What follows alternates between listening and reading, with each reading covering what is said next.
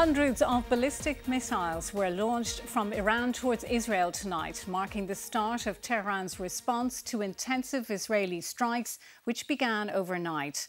Iran has called Israel's attacks a declaration of war.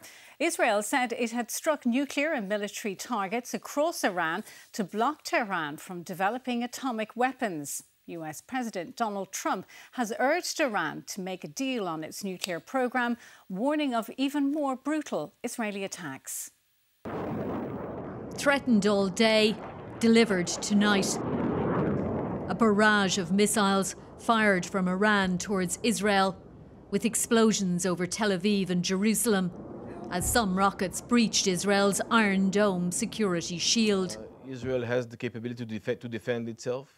With initial reports of the incoming missiles interrupting a press briefing by Israel's defence forces. Iran's Revolutionary Guards said tonight's strikes against dozens of targets in Israel were revenge for Israel's biggest ever attack on Iran overnight and throughout the day, which targeted nuclear facilities and military command centres, with senior Iranian figures killed, including the armed forces chief and several top nuclear scientists. The tyrants of Tehran have brazenly, openly called for Israel's destruction. They've backed up their genocidal rhetoric with a program to develop nuclear weapons. In recent months, Iran has taken steps that it has never taken before, steps to weaponize this enriched uranium. And if not stopped, Iran could produce a nuclear weapon in a very short time. It could be a year, it could be within a few months, less than a year. As Iran's president, Masoud Pezeshkian, said his country would issue a severe response to what he called Israel's foolish action, Israelis braced for retaliation, with the streets of Jerusalem and Tel Aviv empty earlier, and Israeli hospitals relocating wards to safer underground areas, as residents stocked up on goods in anticipation of being evacuated to bomb shelters.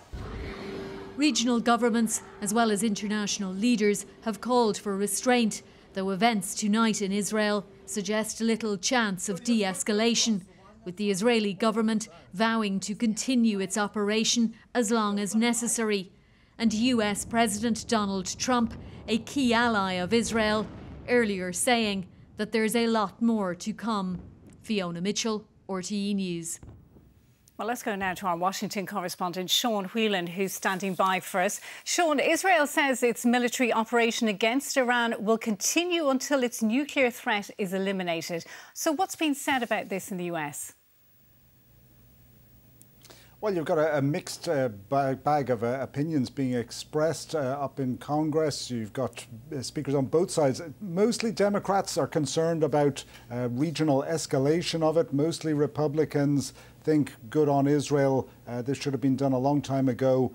But there's also, though, division within the broader Republican voting camp. A lot of the MAGA voters saying today, and some of their cheerleaders like Tucker Carlson, the journalist, that this is not what people voted for. They wanted to stay out of wars. That's what President Trump had promised them, and they're very concerned about this. Others, the old neocon branch of the Republican Party, saying, great, about time this happened. John Bolton, who had served as a national security advisor to Donald Trump in his first administration, said that this has been going on, talks with the Iranians have been going on for 20 years, that to continue with it now, he said, would be simply a waste of oxygen, that he was encouraging the Americans themselves to get directly involved in the bombing. So very divergent opinions here in the United States. We have still to hear directly from President Trump himself. He was reported earlier to be in a meeting with his national security advisors team, but that meeting has gone on for a very long time, perhaps indicative of the very serious nature of what is unfolding now in the Middle East.